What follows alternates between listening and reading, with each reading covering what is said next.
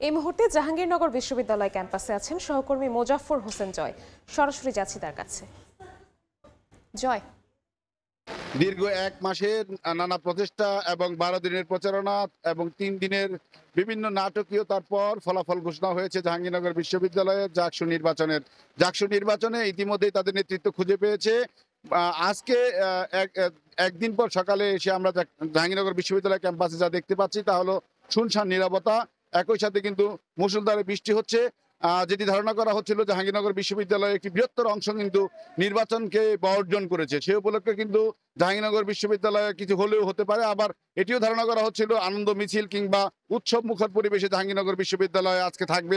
সকাল থেকে সবাই উৎসবে মেজাজে থাকবে এবং মেতে থাকবে জাহাঙ্গীরনগর বিশ্ববিদ্যালয়। কিন্তু আমরা জাহাঙ্গীরনগর বিশ্ববিদ্যালয়ে এসে দেখেছি প্রকৃতি যেমন বিরূপ হয়ে আছে ঠিক তেমনি কিন্তু শিক্ষার্থীদের দেখা পাচ্ছি না। এবং যে জিনিসটি আমরা জানতে পেরেছি যে মূলত যারা অর্থাৎ স্বতন্ত্র প্রার্থী জিতু, তিনি আপনার ভিপি নির্বাচিত হয়েছেন এবং ছাত্র শিবির থেকে মাজারুল ইসলাম, তিনি মূলত সাধারণ সম্পাদক বা জিএস নির্বাচিত হয়েছেন।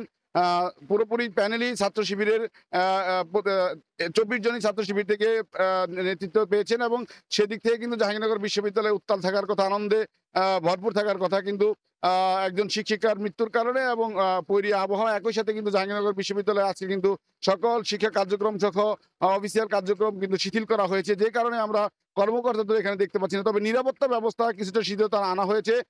গুরুত্বপূর্ণ পয়েন্ট সমূহে পুলিশ মোতায়েন করা হয়েছে এবং প্রশাসনের পক্ষ থেকে বলা হচ্ছে যে জাহাঙ্গীরনগর বিশ্ববিদ্যালয়ের পরিস্থিতি স্বাভাবিক হয়ে আসায় পুলিশ কমিয়ে দেওয়া হয়েছে এবং পরিস্থিতি স্বাভাবিক থাকায় নিরাপত্তা ব্যবস্থা শিথিল করা হয়েছে। তো জাহাঙ্গীরনগর বিশ্ববিদ্যালয় থেকে আমার কাছে এই ছিল নির্বাচনী পরবর্তী বিষয় নিয়ে সর্বশেষ তথ্য।